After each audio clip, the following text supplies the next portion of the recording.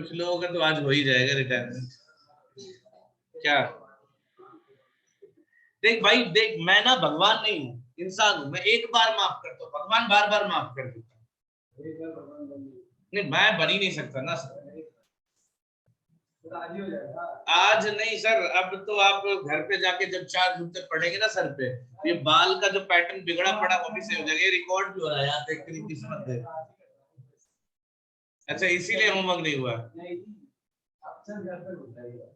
घर पे फोन तो जाएगा सर। अच्छा किसके साथ आया था अभी अभी? भाई था। अभी हेलमेट के अंदर से सेम प्रोडक्ट दिखाई दे रहा था। जुड़वा भाई है तेरा? सही है। और मुझे लगा एक तो ये यार, जब ये अंदर आ गया मैं क्या वापस क्यों है वहां पे स्कूटर के पास वापस क्यों? लगभग लगभग सिमिलर है सर। आज मैं बड़े मजेदार मूड में हूँ। होली की छुट्टियों के बाद कुछ तो फन चाहिए लाइफ में। मजा आएगा यार, कसम से बता रहा हूँ। अरे आज आज तू घर जाएगा ना कसम से। जैसे लोगों वो सुना था ना कि बारातियों का स्वागत 5 पराग से करो, तुम्हारा कौन से पराग से होगा देखते जाओ। आज डिसाइडेड है। आज मजा आएगा कसम से। सर चलिए आ जाइए, शुरू करते क्या? Retirement of partner. Do you know the meaning of retirement? क्या सुनाई नहीं दिया? ऐसे गूंगे की तरह बोलोगे तुम लोग, जोर से बोलो। डेथ हो जाती है ना। एग्जैक्टली बेटा, मुझे ऐसे बेवकूफ बच्चों की तलाश थी। हाँ एग्जैक्टली। तो थोड़ा संभल के बोला कर, संभल के, पता है ना कि सीए बनने वाले हो और मेरी क्लास में हो, तो थोड़ा संभल के बोलो। एग्जैक्टली। और दुनिया छोड़कर जाता तो एग्जैक्टली। तो देखो जाना कंपलसरी है दोनों ही केस में, है ना। सो रिटायरमेंट ऑफ पार्टनर की बात करते हैं बच्चों। ध्यान से सुनिए आप लोग और ध्यान से देखिए भी। सर सबसे पहली बात तो मैंने क्या बताया, रिटायरमेंट के तरीके है ना। भरने का तरीका थोड़ी ना बताऊंगा भाई मेरे। ये क्या हुआ अभी? आज मत जाना यार, एक चार्जर, 2 चार्जर मेरा खराब हो चुका। आज खराब हो तुम कसम से बाहर ने धरना देने, कम से कम 10-12 चार्जर खरीद के दो तब मैं पढ़ाऊंगा। सर मोड्स ऑफ रिटायरमेंट, देखो मरने का कोई तरीका है क्या? हाँ, इसको तो बेटा मरना नहीं, सुसाइड बोलते हैं। अच्छा तो मतलब डिफरेंट तरीके से मरते हैं। ओके कैसे? लेकिन मरते तो मरते ही है ना। वो एक पागल है क्या बे?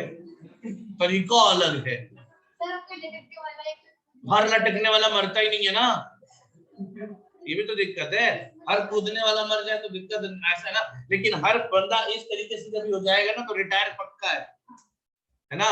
यानी मरने का कोई फिक्स तरीका मतलब, मरा तो मरा ना, काम खत्म। लेकिन रिटायरमेंट के 3 तरीके बताए गए, और ये तरीके कहाँ बताए गए नालायकों? वो जो तुमने पढ़ लिया, इंडियन पार्टनरशिप एक्ट, और तुम्हारे लॉ के मॉड्यूल में 3 बातें लिखी हुई है कि 3 तरीके से रिटायरमेंट हो सकता है। पहला बता दो फटाफट, एज पर द अग्रीमेंट, यानी शुरू में ही अग्रीमेंट में ही बता रखा है कि कैसे रिटायर होना है, हाँ या ना। दूसरा तरीका, अच्छा ये थोड़े व्हाट्सएप यूनिवर्सिटी वाले बच्चे हैं तो इनकी राइटिंग में देखो विद की स्पेलिंग आप देखिए, है ना। हाँ थोड़ा व्हाट्सएप यूनिवर्सिटी से ग्रेजुएटेड बच्चों ने लिखा है तो थोड़ा सा आप लोग समझदार है ना। आप लोग भी वो इसी यूनिवर्सिटी पार्ट टाइम कोर्स कर रहे हो, है ना। फुल टाइम हो उसमें, पार्ट टाइम में तो सीए कर रहे हैं सर, है ना। इसीलिए तो सीरियस नहीं, कितने लोग सीरियस हो अपने करियर को लेकर, सीए को लेकर सीरियसली पूछ रहा हूँ मैं सर। खुद। मैं सर। मैंने बकरी थोड़ी ना बे, एक बार मैं बोलना। मैं क्या? सर मैं विशाल। मैं विशाल। चलिए अगर आप लोग हैं भी तो मुझे तो नहीं लग रहा है, हाथ ऊपर करने से अगर कोई सीरियस हो जाता तो कांग्रेस का तो निशानी क्या है? ऐसा, मतलब ऐसा तभी बनेगा जब हाथ क्या होगा? ऊपर रहेगा। अब तुम ऐसे करके दिखाओ, हाथ नीचे करके ऐसे बना के दिखाओ, नहीं बनेगा, जब भी बनेगा ऐसे बनेगा। तो मतलब उसका तो हाथ हमेशा से ऊपर है, लेकिन देखो कितना सीरियस है, उसी को सीरियसली नहीं लेते लोग। तो आप लोग हाथ ऊपर करके सीरियस नहीं हो सकते सर, कैसे सीरियस हो सकते? बताइए मोनिका मैडम, बताइए। पढ़ के, only by giving performance. Test में नंबर आ रहे हैं 4, अबे इससे भी कम वाले थे कुछ। हाँ तेरा कितना था मेरे दोस्त सीरियस वाले? 2.5 नंबर ना, 2 नंबर था तेरा, 2 नंबर था तेरा। लिस्ट निकालो अभी, इस पर शो करो। तो 2 नंबर कितने आए थे मैडम, बताओ। आपके भी कुछ नंबर तो रहे होंगे, कितने थे? नहीं दिया था, फाइन भर देना। क्या हो गया? उसके लिए मैंने तुम्हें कुछ एक बात और बोला था। क्या बोला था? हाँ, डॉक्टर की प्रेस्क्रिप्शन या फिर किसी डॉक्टर का बनाया हुआ सर्टिफिकेट लेके आओ कि तुम बीमार हो। मींस मैंने बोला था ना कि if you are that much capable कि तुम डॉक्टर के पास जा ही नहीं रहे, तो उसका मतलब टेस्ट दे सकते हो, इतने बीमार नहीं हो। आया ना? दवा भी नहीं खाया होगा मुझे पक्का यकीन है। दवा का नाम ही बता दे बस तू। ले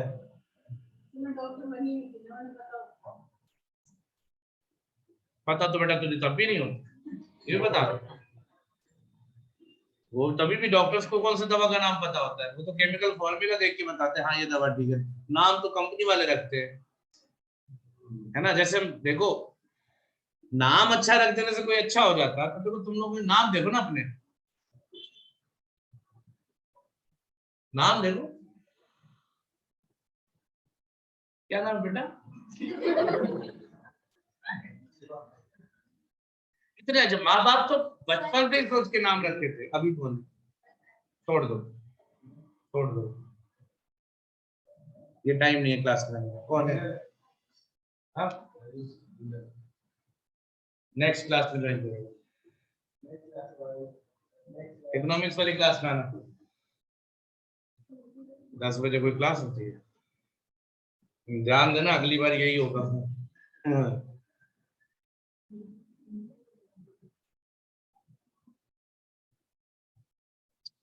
तो सुधर जाओ आप लोग। तो with the consent of all the partners, ठीक है? मतलब आप रिटायर होना चाहते हो तो you have 3 modes of retirement. Retirement के कितने तरीके हैं? 3। पहला तरीका as per the agreement between partners, यानी सारे पार्टनर्स अग्री हो जाए उसके बेस पे रिटायर हो सकते हो, अग्रीमेंट में लिखा होगा। And second thing with the consent of all the partners, सारे पार्टनर्स रेडी हैं तो फिर दूसरे को कोई प्रॉब्लम नहीं होनी है। And then next one by giving written notice to the, in case of what is partnership at will, कोई भी पार्टनर जब चाहे फर्म को छोड़कर जा सकता है, जब चाहे नहीं आ सकता, कि मौसी के घर थोड़ी जब चाहे आ सकता है, जा सकता है। पार्टनरशिप एट विल का मतलब क्या है कि जब चाहे फर्म छोड़कर जा सकता है, that is partnership at will. तो ऐसे में जा सकता है ना, मर्जी है ना जाने की, लेकिन जाने का तरीका फिक्स है। क्या करेगा वो? फर्म को रिटन नोटिस देगा कि मैं चलता हूं, दुआओं में याद रख, ठीक है ना? तो मतलब ये है तरीका। 3 तरीके से पार्टनर फर्म से रिटायर हो सकता है, चौथा कोई तरीका नहीं है। अगर पार्टनर्स चाहे तो चौथा तरीका निकाल सकते हैं, because partnership is an agreement, और अग्रीमेंट में जैसा चाहे वैसा लिखते, लेकिन वो चौथा तरीका भी यही पहले तरीके में फिक्स है, एज पर द लिखा है ना। तो 3 ही तरीके। ऑब्वियसली अगर रिटायरमेंट होगा तो again there will be some adjustment, और कितने एडजस्टमेंट नॉर्मली पढ़ते वही एडजस्टमेंट है। देखो फटाफट, पहला क्या है? रेशियोज कैलकुलेट करोगे। सेकंड चीज, नेक्स्ट एक नई चीज आ जाएगी रिटायरमेंट के केस में, treatment of joint life policy. अब ये ज्वाइंट लाइफ पॉलिसी के लिए सेपरेट लेक्चर प्रोवाइड करूंगा, आपको अलग से बताऊंगा ज्वाइंट लाइफ पॉलिसी के बारे में। नेक्स्ट थिंग इज और एक चीज बीच में स्किप हो गया, that is distribution of accumulated profits और लॉसेज एंड रिजर्व्स। ठीक है, पक्की बात। तो रिटायरमेंट के केस में दोस्तों इतनी बातें आपको याद रखनी। इसका ऑनलाइन जो भी है जरा स्क्रीनशॉट लेके ग्रुप में डालो फटाक से।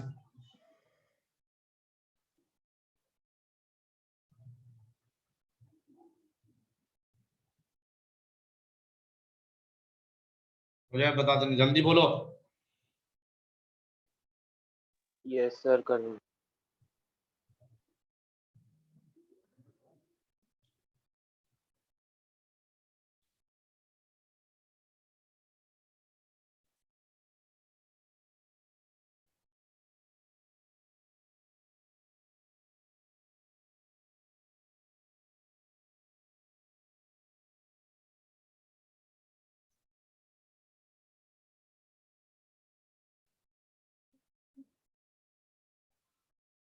डन, आ गया, देख लो। तो ये नोट्स है आपके रिटायरमेंट के जिसको आपको बनाना है। और बाकी रही बात, ये सब चीजें तो आपने पहले ही लिख रखी है, हाँ या ना। लाइक रेशियो के बारे में तो कुछ बोलने की जरूरत नहीं है। देखो all the provisions are similar to what admission में पढ़ा था ना गुडविल के लिए। What was the treatment for goodwill, logic क्या था? गेनिंग पार्टनर क्या करेगा? सैक्रिफाइसिंग को प्रीमियम फॉर गुडविल देगा, यही तो पढ़ा था। अब यहाँ पे रिटायरमेंट के केस में जो रिमेनिंग पार्टनर, जो बचे हुए पार्टनर वो गेनिंग होंगे ना। अरे कोई जा रहा है तो अपना हिस्सा छोड़कर जाएगा ना, और अगर वो अपना हिस्सा छोड़कर जा रहा है तो जो रिमेनिंग है वो गेन कर रहे हैं। जो रिमेनिंग है वो गेन कर रहे हैं तो वो क्या करेंगे? प्रीमियम फॉर गुडविल देंगे। किसको? जो रिटायर होके जा रहा है, जो पार्टनर। Is that okay? तो सिमिलर ट्रीटमेंट है, वही चीज है। अब हाँ बात अलग है भाई, वहां पे जो नया आता है वो गेन करता है, यहाँ पे जो रिमेनिंग वो गेन करते हैं। लेकिन आपको यही याद रखना है कि gaining will pay premium for goodwill to sacrifice, हाँ या ना। Revaluation of assets and liabilities, any change? No, कोई चेंज? अरे रिवैल्यूएशन में कौन सा चेंज आने वाला, कुछ नहीं होता चेंज, हाँ या ना।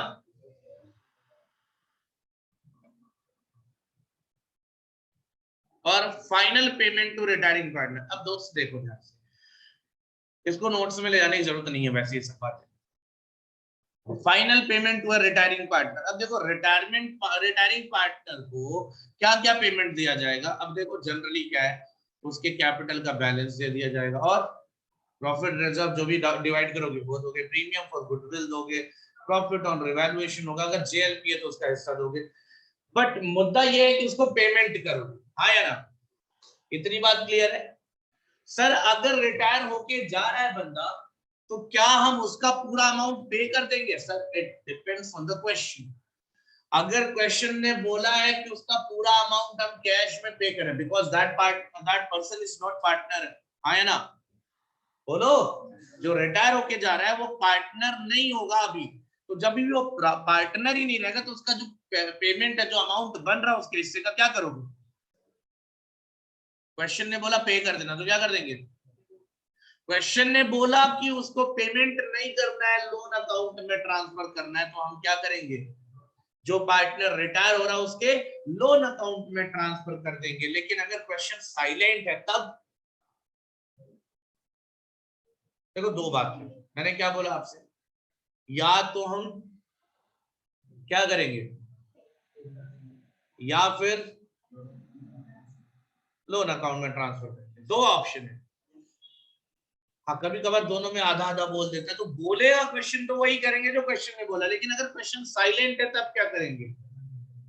ऑप्शन ये या ये, कौन सा वाला? पेमेंट कर देंगे।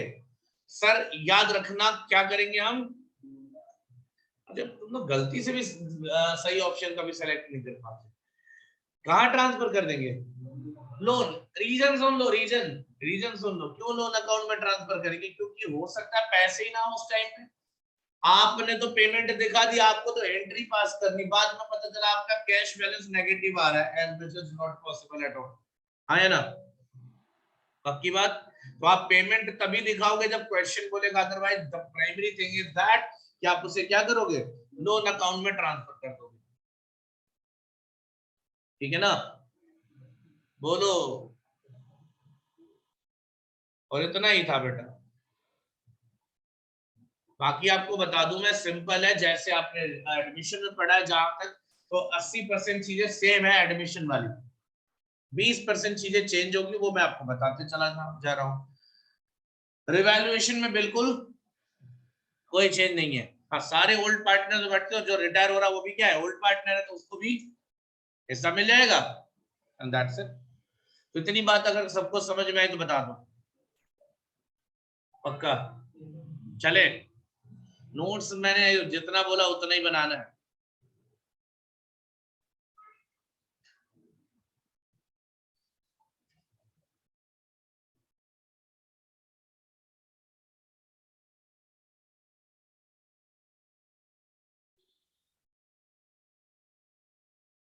चैप्टर नंबर 2 निकालो पहले, उसमें 2 क्वेश्चन रहते थे लास्ट, गुडविल वाले।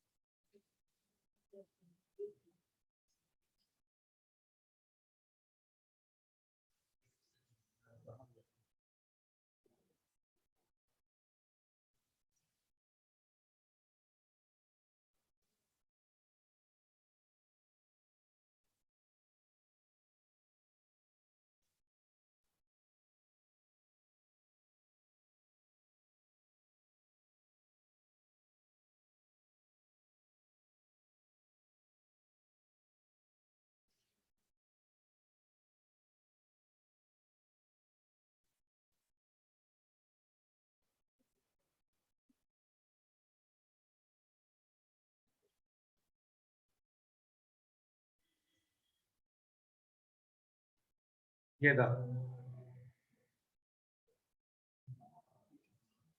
नहीं ये तो एडमिशन का है यार।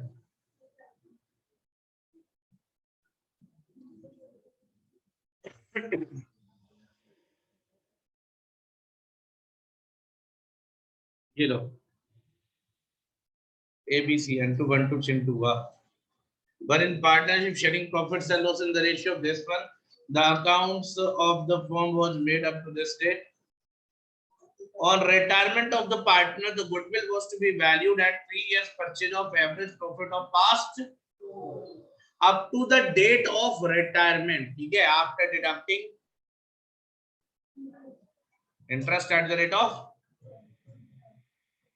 और remuneration भी deduct करना है, remuneration of partner 2000 per month to each partner. Is that okay?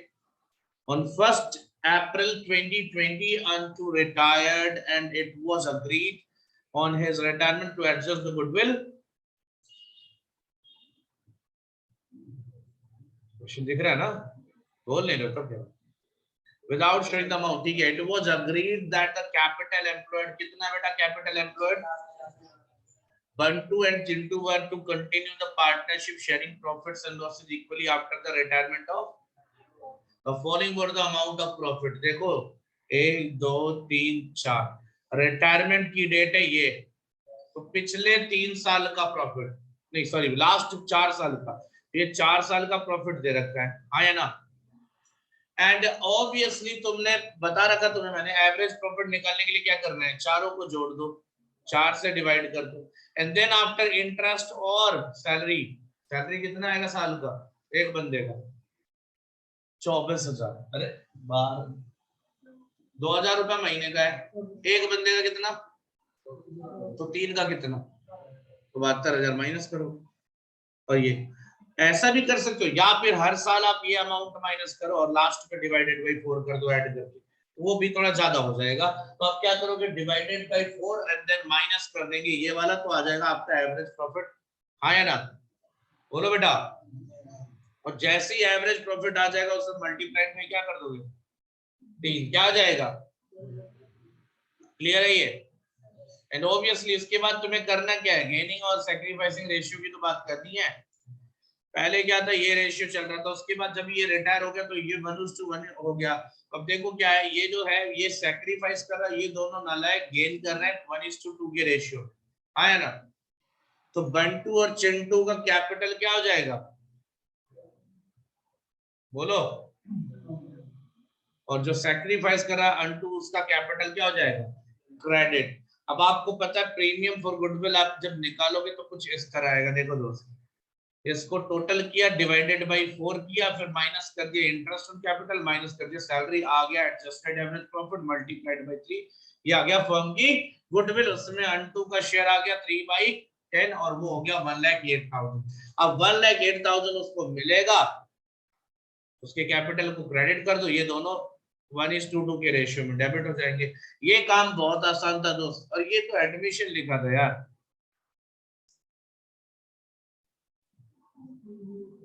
चलो, अरे साइंस वालों बताओ क्या लिखा, CU4 AU4 एंड AG4, गलत तो नहीं बोल रहे? हाँ, तुमने नहीं पढ़ा था? हाँ, और AG क्या है फिर? चलो थैंक यू, तो कुछ तो पढ़े लिखे होते हो बेटा, ये अफवाह है, इससे कुछ नहीं होना, इधर देखो। हाँ, अरे तो हाथ कटवा ले, ना रहेगा बांस ना बचेगी बांस। पेपर तो पेन तो मुंह में डाल के लिख लेना आराम से, देख इधर फालतू काम बैठ के, आग लग जाएगी। आदि मानव ऐसे ना घिस के आग लगाते थे ना, आदि मानव टाइप। अरे तो नाखून घिस रहा है एक ही बात है, पत्थर ही समझो। कोई भी दो चीजें जब घिसी जाती है जरूरत से ज्यादा तो आग लगनी है ना। अपना खोपड़ी घिस के देख लो, तो कौन बोलता पत्थर, आयरन घिस के देखो, आयरन से आग नहीं लगती। चलो इधर देखो, हाँ तुम्हें पता है, इधर देखो, तुम उसी प्रजाति से आए हो।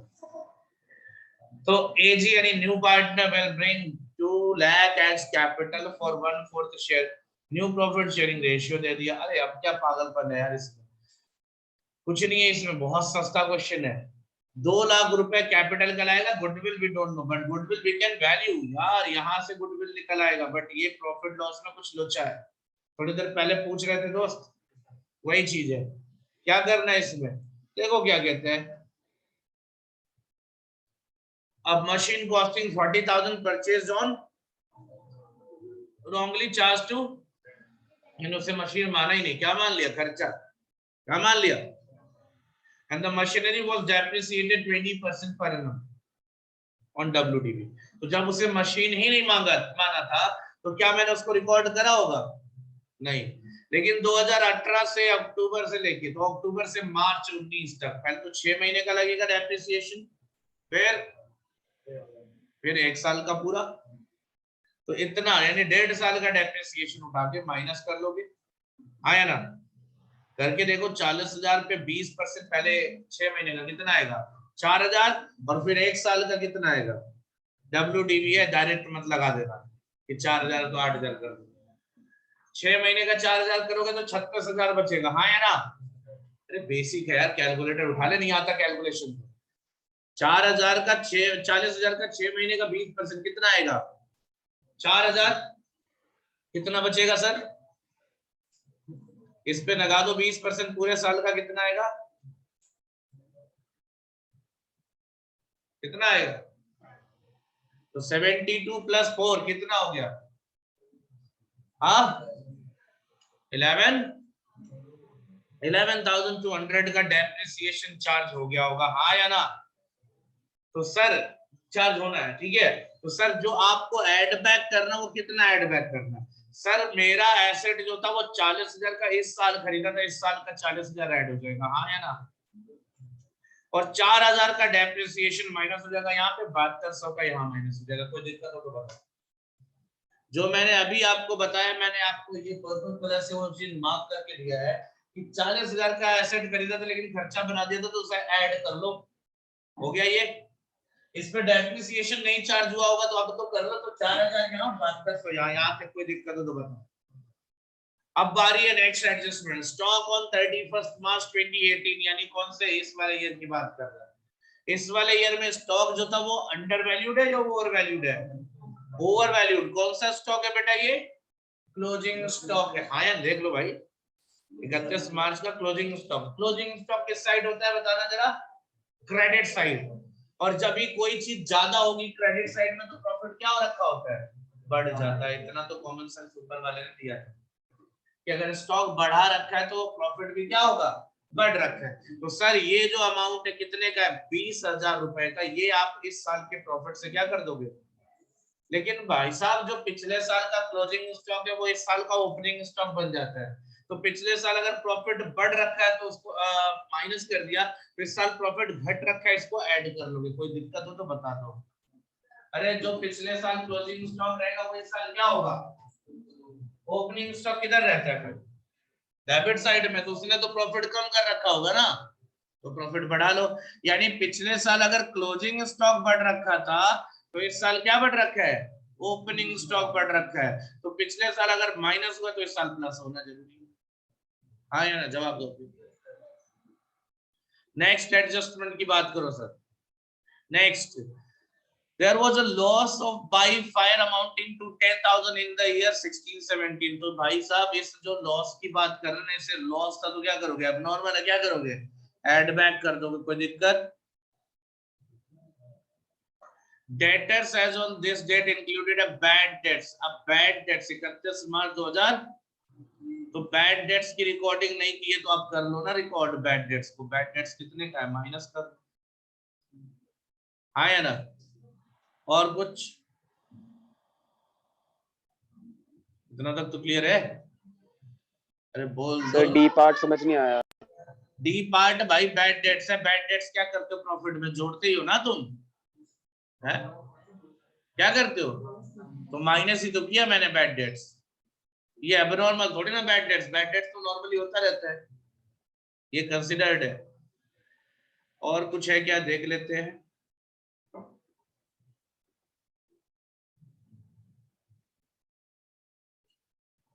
और ये profit before charging interest and capital है दोस्तों, ध्यान से देखना। And salary, before charging interest and salary दे रखा है तो इसमें सैलरी और बाकी चीजें माइनस करोगे तो सैलरी कितनी आएगी? देखो 2000 महीने का है, एक बंदे का ही सैलरी है, तो साल का कितना आएगा?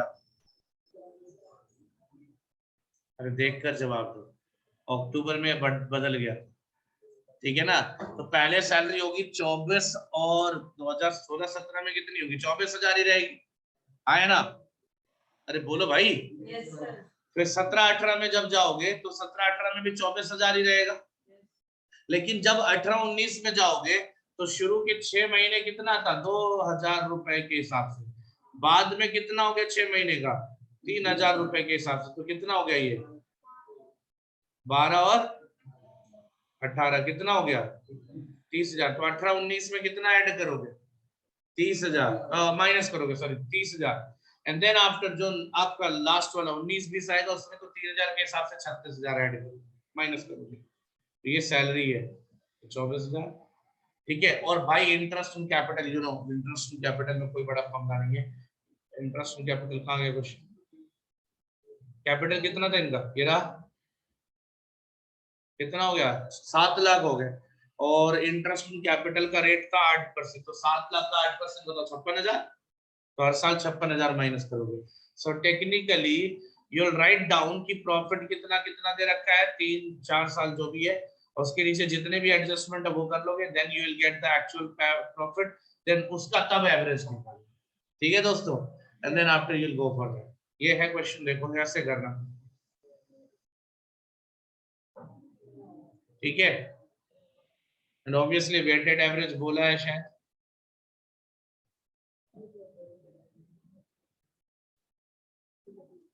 वेटेड एवरेज बोला। वेटेड एवरेज वेट क्या होगा? 1 2 3 4। एडजस्टेड एवरेज प्रॉफिट आएगा, फिर एडजस्टेड प्रॉफिट, देन वेट लगा लो, वेटेड प्रोडक्ट आ जाएगा, फिर क्या फॉर्मूला लगा लो। ये सब फॉर्मूला तुम्हें क्लास में बता रखा है, कोई नया नहीं है कुछ नहीं। सो गो फॉर दैट। ऑनलाइन वालों रिज्वाइन कर लो।